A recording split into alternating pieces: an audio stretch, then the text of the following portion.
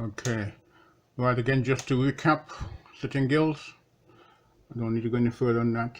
And we're looking at session 7, magnetism. I repeat, session 7, magnetism. Okay, aim and objectives. Again, I'm just recapping here. Okay, to understand how magnetic fields are created, to understand the direction of magnetic fields, to understand how to use magnetic fields. And yes, I forgot to turn on my camera in the first session, so yes, I know. Okay, you smart Arabs.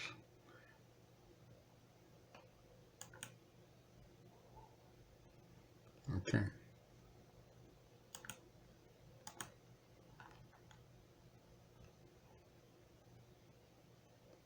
Yes, I know, I was just trying to be clever. Okay, I accept that.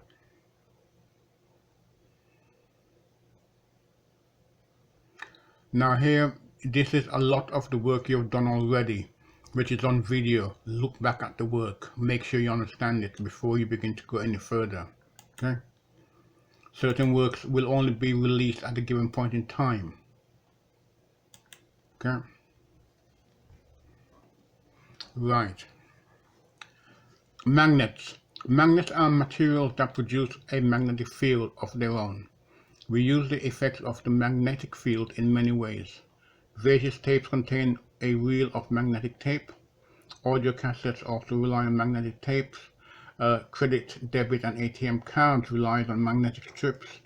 TVs and computer screens using vacuum tube technology. Now, this is somewhat dated because we got plasma tubes now, we got LCD tubes now, and we got OLED tubes and so forth. So take this in addition to the additional technology which is in place for today.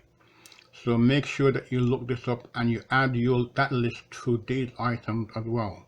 Okay, do not just take this as face read. It will not be appropriate, as this was done some time before probably an OLED TV came on the scene. Okay, some electric motors rely upon a combination of an electromagnet. Generators, it converts mechanical energy into electric energy. Transformers are devices that transfer electric energy between two windings. Okay, so that in itself creates an magnetic field. Okay, so use that to your advantage. Do not assume that what you read here and what you see here is the end all and be all. Expand, do some groundwork, look through the search, put it into the web, make it your business to find out. Okay.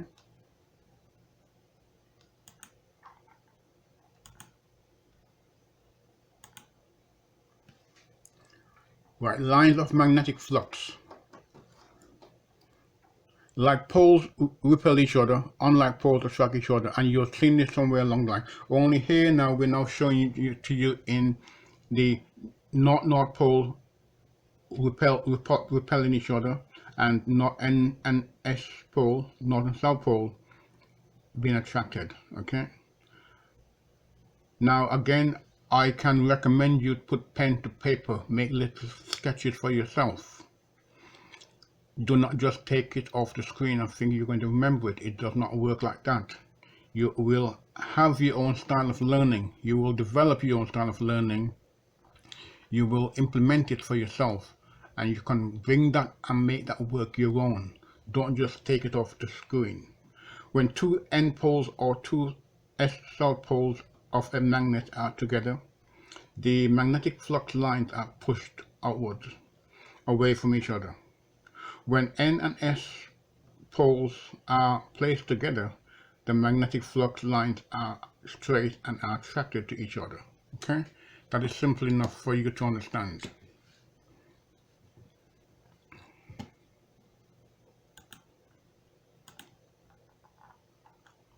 Bar magnet. And here we have a bar magnet. Okay, the drawing shows the sort of pattern you would see from a bar magnet. Now you would have done this in school with the paper putting the magnet underneath the paper with the iron filings. Okay, if you haven't done that, well, you might have done something more sophisticated today.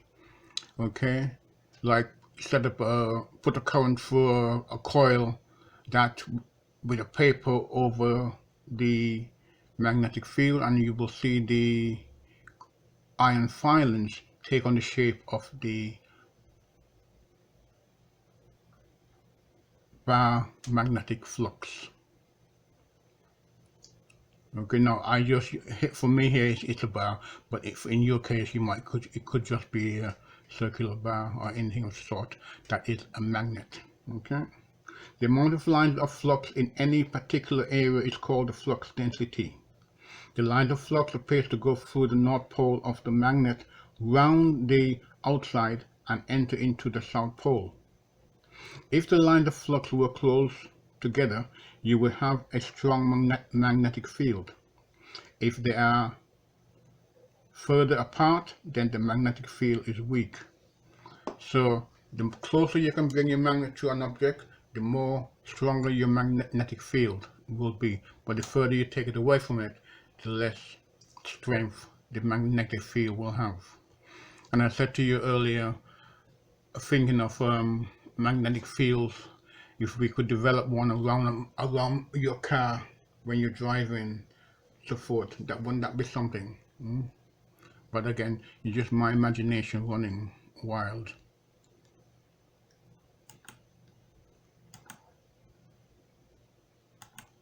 And here's a brilliant illustration of flux density.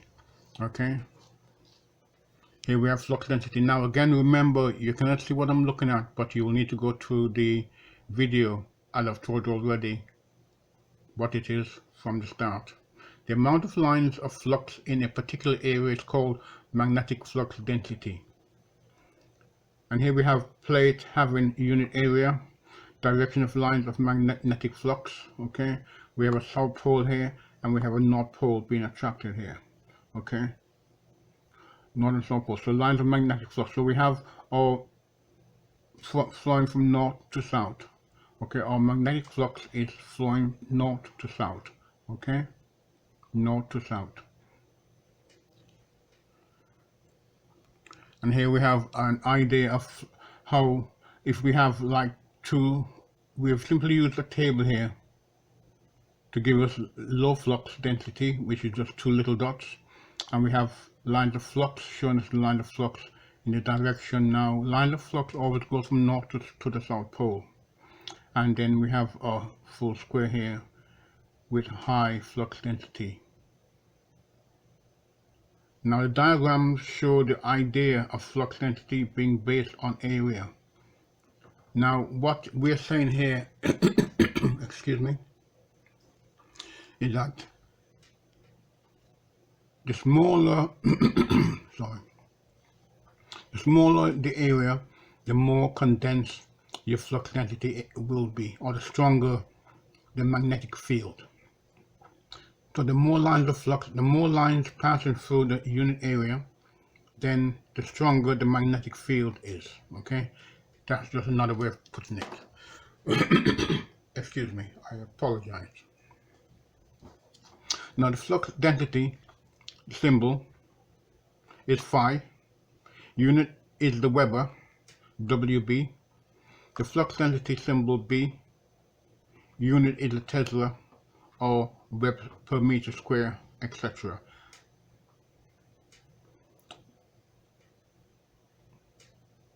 So the flux density equals F over A.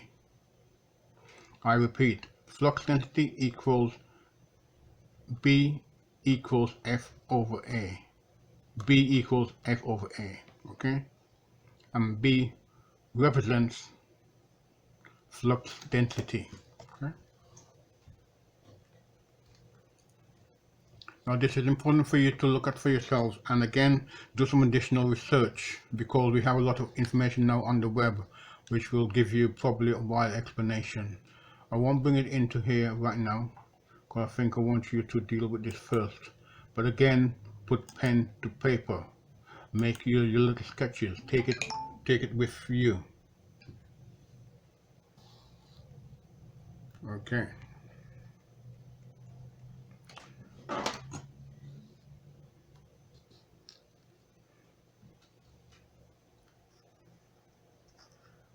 sorry, let me just see if I can bring this a little bit.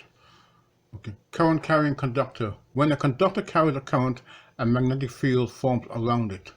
Now, it is important that you recognize that. So, you never run a single conductor by itself because it will create a magnetic field, and that can cause problems in itself. So you will run two conductors at any point in time. One is the live, one will be your neutral conductor. Never run a live conductor on its own. Okay, here we have direction of current flow, okay, magnetic field, and we have a copper conductor here, okay, and we have 1 amp flowing with a respective volts to drive the current. And you can see that the magnetic field is set up around it. It's circulating around that conductor. Okay. The magnetic field is circular and extends along the length of the conductor. For however long that conductor is, that magnetic field will be there, will extend to the full length of the conductor, irrespective of how long that conductor is. Okay.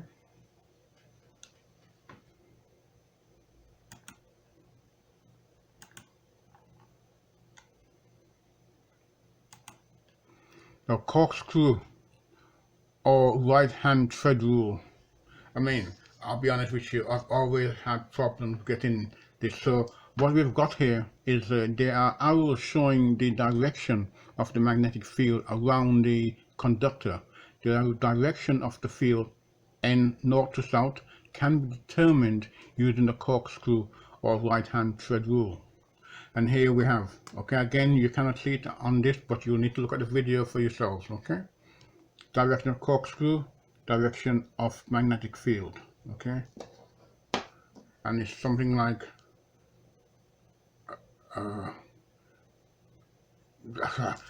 I never get it quite right, but let's see what we can do with it. But better still that we've got a diagram to show you. If I turn the corkscrew clockwise, as into a bottle, then the current and the magnetic field is assumed to be flowing clockwise. If I unscrew the cork anti-clockwise, then the current and magnetic field is anti-clockwise. Okay. But what that means is that you will simply be reversing the polarity of any current flow in regards to changing the current from one direction to another. Okay.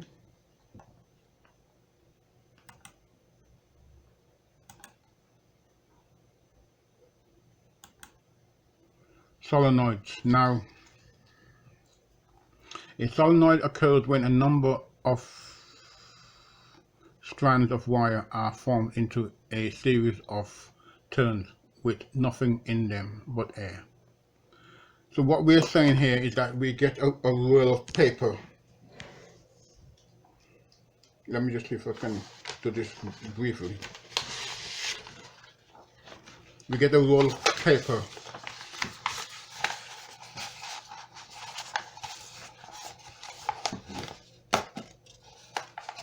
And we form a former, okay? So that's my roll of paper. And around that roll of paper, I put windings around this roll of paper, okay? I put windings around it, you know, wire around it. And I keep both ends free, okay? And then one of those ends will be my positive and one will be my negative, okay?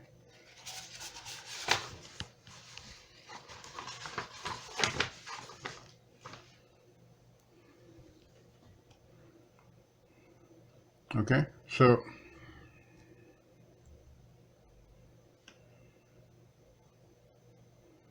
if the turns of wire are wound around a core, it is termed as a coil. So we're producing a coil when we do that, okay? And here we have the supply current, runner A core. Now this will be an A core solenoid. If each turn of the coil is a conductor, then increasing the number of turns increases the strength of the magnetic field. So we can increase the strength of a magnetic field by increasing the number of turns we have on a former. So we could put 100 turns, for instance. And then if you increase that to 200, then you can imagine that your solenoid or former, well, solenoid would become very strong. It will be able to become very effective. Okay.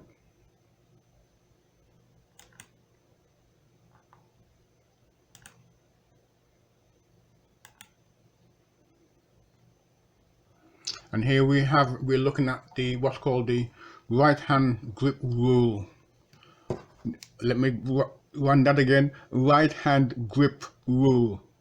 Right, direction of current flow from back to front, from points towards North Pole. So that's the idea of the right hand thumb rule. Okay, something like that. You guys probably do it better than myself, but that's the idea.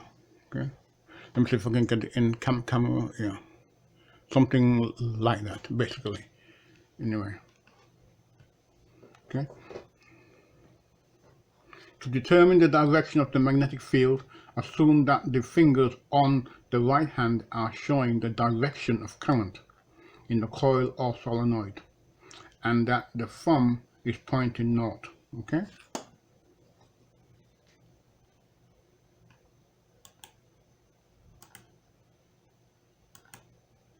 Drawing current flow. So what we're saying here is simply drawing a diagram to illustrate current flow in a conductor. Okay. So here we have the cross, which means that it's going away from me and it's going clockwise, and we have the dot, which is coming towards me and it's going anti-clockwise. So when drawing the direction of flow on paper, it should be drawn as shown in the diagrams. The dot indicates that the current is coming out of the paper, which means that it's coming towards you. The cross indicates that it is flowing into the paper.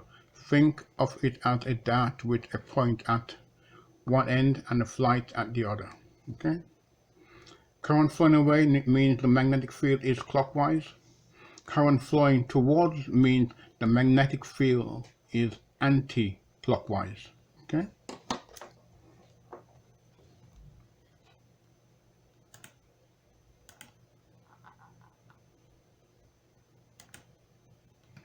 Current flow in conductors. When current flows in opposite direction, the conductors A and B will repel each other.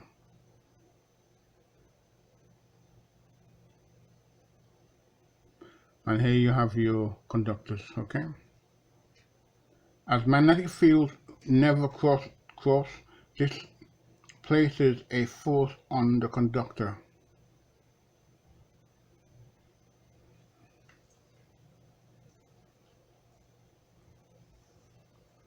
So it's now interesting, isn't it, to notice that although we have copper conductors and we take our 2.5, 1.5 millimeter conductors as simple, when current flows through these conductors, there's actually a force exerted against these conductors themselves. And that is something that has to be taken into account. Because if, for instance, you got a short circuit, you can imagine what would happen to that conductor in respect of that force. It will simply rip the conductors apart.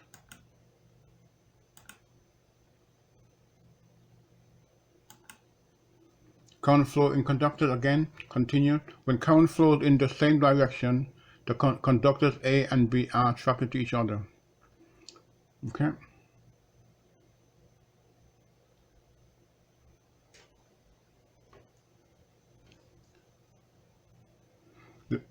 The lines of magnetic flux between the conductors decreases, but the overall magnetic field increases. This can cause eddy currents to build up in steelwork and overheating to occur. Okay.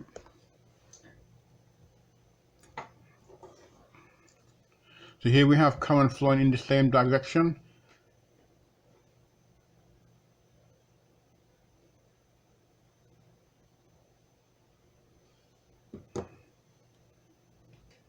Now, why am I thinking of something about two conductors cancelling out each other?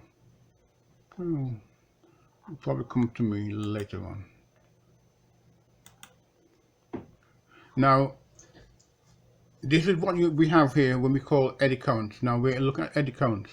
When a number of current carrying conductors pass through a metal plate, this could be in a consumer unit or the edge of metal trunking, etc. Eddy currents occurs. Okay. Now, this situation here, what we have here, we have a conductor, a single conductor carrying current just one direction.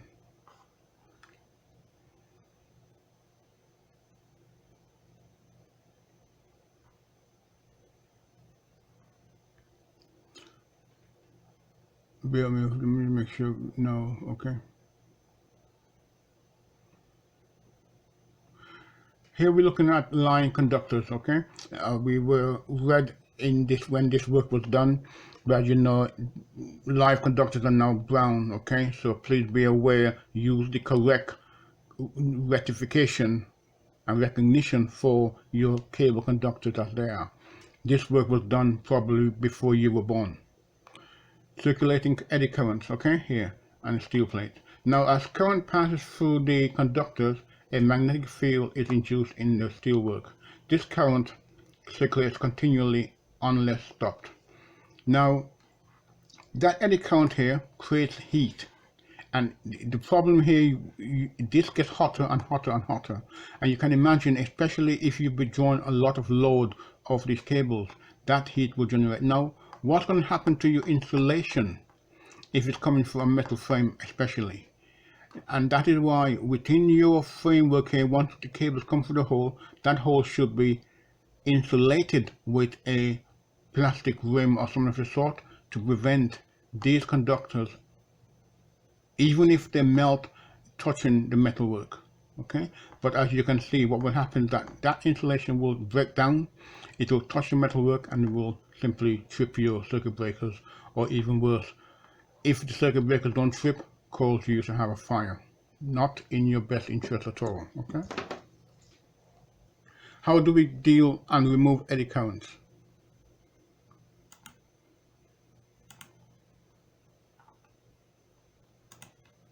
Now we remove and deal with eddy currents by ensuring that we run a positive and a neutral together within the same framework. That neutralizes eddy current and prevents that. Also, something we can put slots in here which will break up the eddy current and prevent it from becoming an issue. So we run live and neutral together irrespective of our circuits. Okay? And that makes us ensure that we are not producing eddy currents unnecessarily. Okay?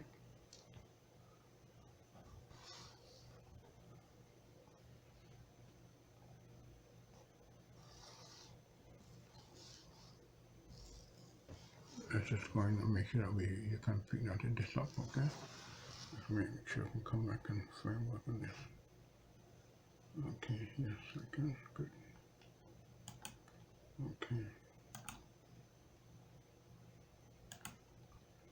And here we are coils, okay? Now, like the solenoid, you can say it's a similar thing, but we turn our coils. If we want to use the extra magnetism that comes from having the current passing in the same direction, we use a coil.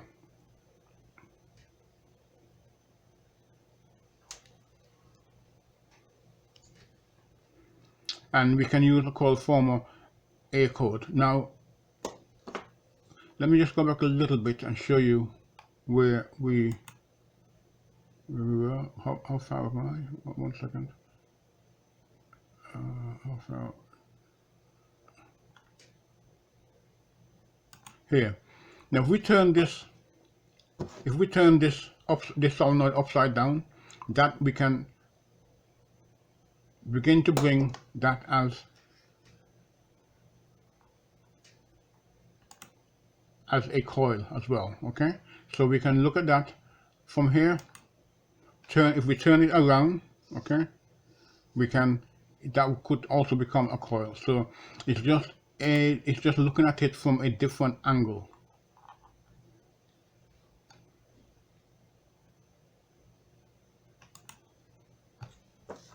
So coils, if we want to use the extra magnetism that comes from having the current passing in the same direction, we use a coil. Okay, and that's what's saying. This is an air-filled coil with very few lines of magnetic flux, purely because of the number of turns we've put on the coil. The type of material used as the former affects the strength of the magnetic field. Normally the coil will be run in an iron core, which when you use an iron core, it causes the magnetic field to become stronger.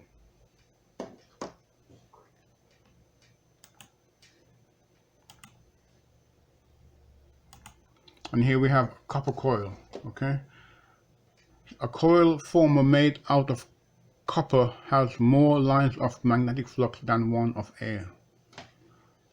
So in comparison to the copper coil and in comparison to the air coil, we get more flux density from the copper than we would from air, because the copper enhances the magnetic flux density and makes it more condensed and concentrated, therefore making it stronger.